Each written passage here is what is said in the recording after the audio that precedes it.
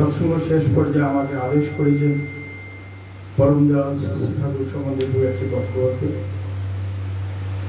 আমরা পরম দয়াল শ্রী ঠাকুরের আশ্রিত, পরম দয়ালকে আমরা জীবনের দিশাহারি করে আমরা তাকে দীক্ষা নিয়েছি, এবং যেদিন থেকে দীক্ষা নিয়েছি সেদিন থেকে তার কাছে সারেন্ডার করেছি।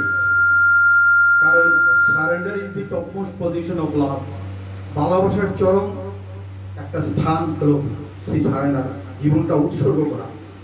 যেদিন থেকে তার কাছে আমরা সারেন্ডার করলাম সেই দিন থেকে আমার জীবন স্টার্ট হলো। কারণ আমি গুরুকরণ কেন করি? গুরুকরণ উদ্দেশ্য হলো বিপাক পথে হাত ধরে যে চলার কায়দা শিখিয়ে দেয় তাকে জানি গুরু বলে, অভয় পথে সেই জনে। আজকের যে সৎসঙ্গ সমাজের, আজকের যে কীর্তন চলছে, এই কীর্তন আর সমাজের অন্যান্য জায়গায় বিভিন্ন ধরনের কীর্তন দেখবেন, সব কীর্তন কিন্তু এক না। ওই কীর্তন আর ওই কীর্তন কিন্তু এক না। ওই কীর্তনের চেহারা দেখবেন আর আজকের কীর্তনের চেহারা দেখবেন। সামনে একটা বালতি আছে, সেখানে হাত মুখ ধুয়ে এসে সবাই বসে, এবং কোনো একজন বিশিষ্ট ব্যক্তি, রিপ্রেজেন্টেটিভ অফ ঠাকুর, সেই ব্যক্তি এই কীর্তনের আসরটাকে পরিচালনা করেন, এবং যাকে আমরা পুরোহিত বলি, এবং সমস্ত কাজ তিনি সম্পূর্ণ করেন। সব শেষে তাকে আমরা পুরোহিত দক্ষিণা দেই। দক্ষিণা কেন দেই? দক্ষিণা না দিলে মানুষের দক্ষতা হয় না। আজকের এই যে কীর্তনের আসর, এটা কিন্তু কীর্তনের আসর না। এইটা ঠাকুর বলছেন এই কীর্তনের আসর নাম হলো সৎসঙ্গ। নামকরণ করেছে ঠাকুর সৎসঙ্গ। সৎসঙ্গ মানে সৎ সংযুক্তির সহিত তৎগতি সম্পন্ন যারা, সৎ সংযুক্তির সহিত তৎগতি সম্পন্ন, তৎগতি মানে ঈশ্বর গতি সম্পন্ন যারা, তারাই সৎসঙ্গী, এবং তাদের মিলন ক্ষেত্র এই সৎসঙ্গ। তাই সৎসঙ্গটা ঠাকুর বলছেন প্রাণের জিনিস। কেননা এই সৎসঙ্গে যারা নাম লিখতে জানে না, সেই ব্যক্তি থেকে আরম্ভ করে শিক্ষা জগতের চরম পর্যায়, সেই শ্রেণীর প্রত্যেককে যার যার বৈশিষ্ট্য নিয়ে তাকে শিক্ষা দেওয়া হয়। তাই এই যে সমাজ ব্যবস্থা আছে, সমাজে 4 ক্যাটাগরির লোক আছে, 4 শ্রেণীর, 4 বর্ণ। সেই 4 বর্ণের লোককে প্রত্যেককে যার যারের বৈশিষ্ট্য অনুযায়ী ঠাকুর ফুলফিল করেন। কারণ মাটি যেভাবে ধান গাছের পোষণ দেয়, আম গাছের পোষণ দেয়, শস্য গাছের উপর যার যার বৈশিষ্ট্য অনুযায়ী পোষণ দেন, ঠাকুর তেমন তোর মহামানব। তিনি সমাজের তথাকথিত কয়েক লক্ষ গুরুদের মধ্যে একজন গুরু নন।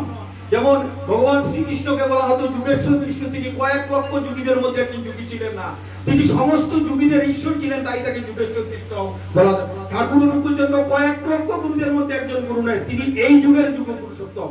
তাই পুরুষোত্তম আসেন যখন, সব গুরুরই সার্থকতা, জগতের যত গুরু আছেন সমস্ত গুরুরই সার্থকতা, তিনি চরমে চরম প্রকাশ পাই কলকি। পুরুষোত্তম যখন আসেন, সব গুরুর সমাহারে পুরুষোত্তমের সৃষ্টি, সহজ মানুষ নররূপে করেন পৃথিবী। ঠাকুর অনুকূল চন্দ্র এই যুগের লেটেস্ট প্রফেট। ঠাকুর অনুকূল চন্দ্র যে এই যুগের শেষ অবস্থায় আসবেন, ইতিপূর্বে সমস্ত পৃথিবীর যত মহাগ্রন্থ আছে তার মধ্যে লেখা আছে। বাইবেলে ক্রাইস্ট এমন ক্লিয়ার করে বলছেন, আমি এবার যেভাবে আসছি আবার যখন নেক্সট টাইমে আসবো, again I will come in the east, then many will come, many will go, many will deceive many. When I will come, I will give you new name and form a new city, New Jerusalem. এবং তিনি কখন, কোথায়, কিভাবে আসবেন সে কথাও বলে গেছেন। এবং কি মুহূর্তে আসবেন বলেছেন, watch therefore know not what hour your Lord doth come, be ye also ready, for in such an hour as a think not the Son of Man cometh. সেই মুহূর্তে আসবেন যখন তুমি ভাবতে পারবে না যে তিনি আসার সময়, সেই মুহূর্তে আসবেন। এবং এসে কি বলবেন? তিনি বলছেন আমি এবারে থাকবো না, তিনি বলছেন আমার পুত্র দিবে। তিনি এইভাবে বলছেন, truly I say unto you, this generation shall not pass away, heaven and earth shall pass away, but my word shall not pass away, this generation shall not pass away. আমি যখন আসবো তখন আমার পুত্রাদি থাকবে, আমি অনন্তকাল ধরে থাকবো। ঠাকুর এসে বললেন, children, put your attention at the third eye at the road with your nose. This was my practice when I was a child. Hey আমার বৎসগণ, children, put your attention at the third eye. তোমাদের ভিতরে আমাকে স্থাপন করা, this was my practice when I was a child. এই মহাভাবসুমতির মধ্যে বলছেন আমি এইভাবে করতাম যখন আমি ক্রাইস্ট ছিলাম। ঠাকুর এসে বলেন, ইষ্টগুরু পুরুষোত্তম, প্রতি গুরু বংশধর, রেত শরীরে সুপ্ত থাকেন, জানত তিনি নিরন্তর। তিনি বলছেন, এবার আমি যা দিয়ে গেলাম আমার বলতে কিছু রইল না, সব ঢেলে দিলাম। এবার যা দিয়ে গেলাম 10,000 বছরের মধ্যে কোনো মহাপুরুষ আসতে হবে না। How it will be possible?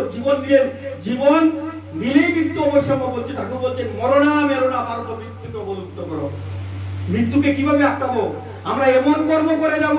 আজকে আমি ঠাকুর ঠাকুর করে বলছি, প্রত্যেকটা মানুষের যেখানে যেখানে আপদ বিপদ হয় সেখানে আমি ঝাঁপিয়ে পড়ছি, আমি ইষ্ট কাজ করছি, আমি জনকল্যাণ করছি, প্রত্যেকটা মানুষের জনকল্যাণ করছি। কিন্তু বিষয়ের পরিবর্তনে সেই মানুষটা যদি এখান থেকে চলে যায় কোথাও, সেই জায়গায় সে গিয়ে আবার সেই মানুষের জনকল্যাণ, মানুষের আপদ বিপদে দাঁড়িয়ে থাকবে।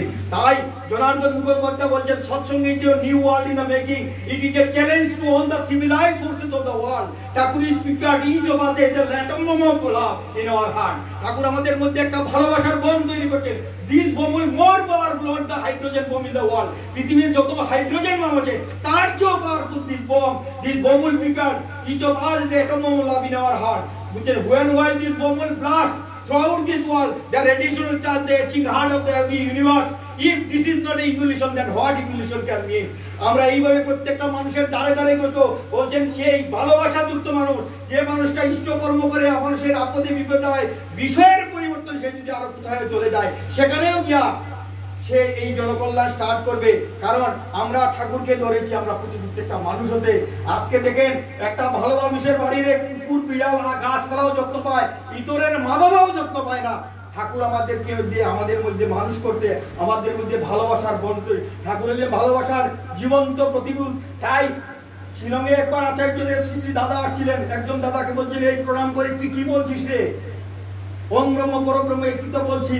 ঠাকুর বলছে, এটাও তো বলবি, কিন্তু বলবে ঠাকুরকে আমি তোমাকে ভালোবাসি। এই ভালোবাসা, আমি তোমাকে ভালোবাসি।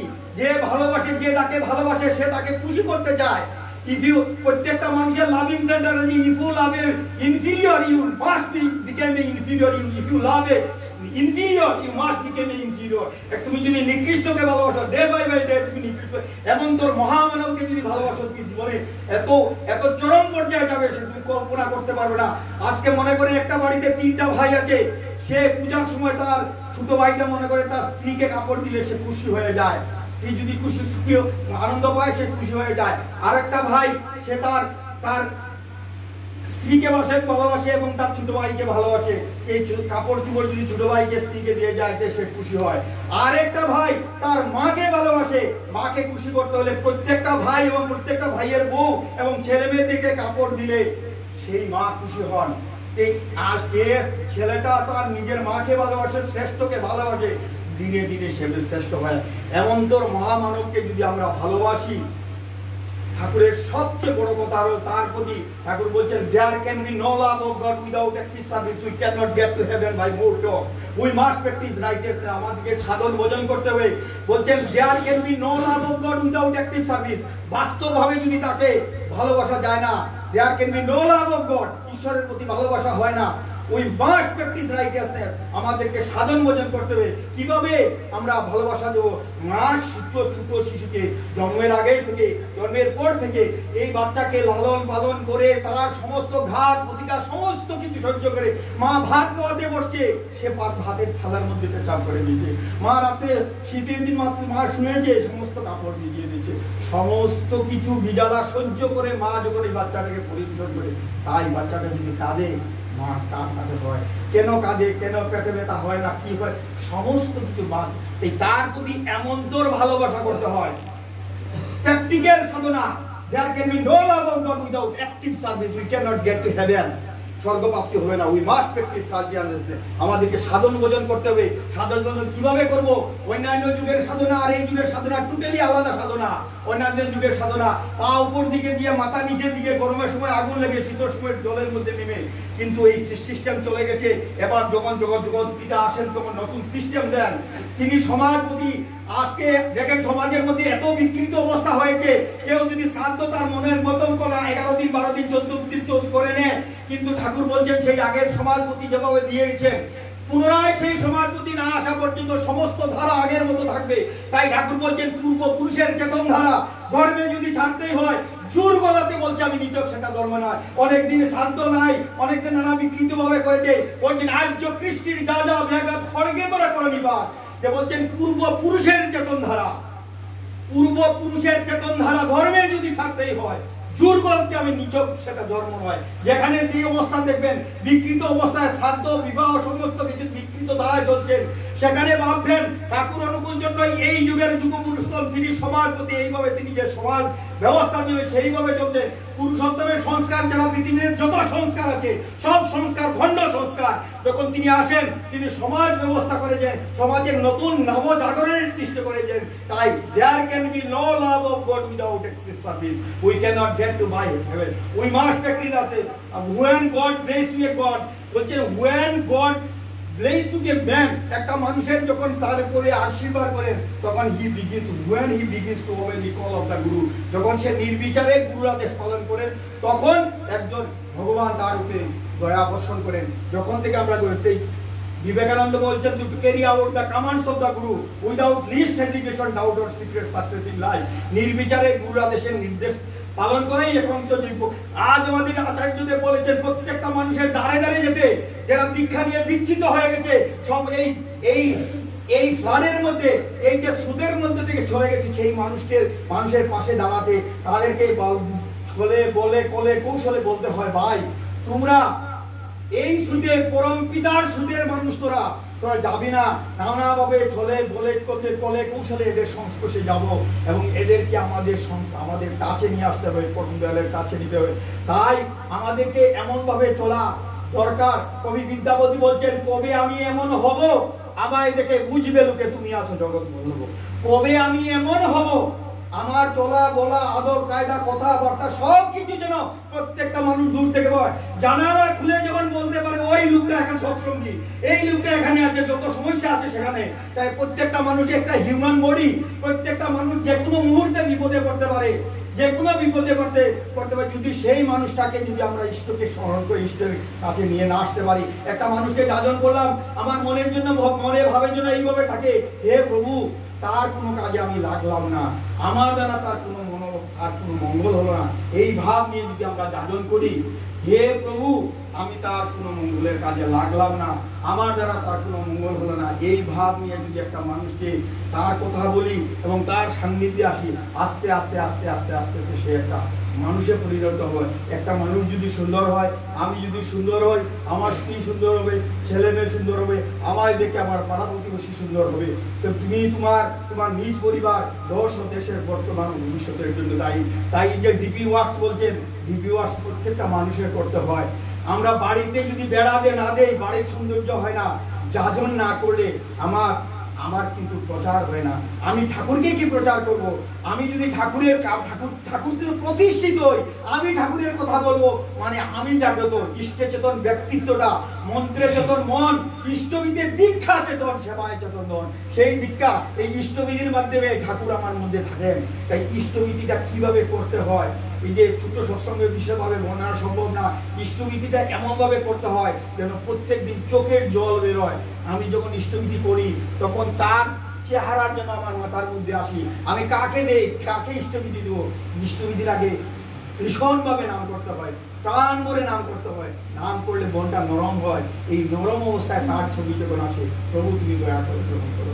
ইষ্টবিধিটা মন্ত্রটা বলেন, হে দাদা, হে প্রভু তুমি যদি দয়া করে আমার ইষ্টবিধিটা গ্রহণ করো, আমি ধরতে হবো। এক ভিক্ষা করে ইষ্টবিধি করলে আর্য ছেলে পরিতৃপ্তর পর্যটনের ফল।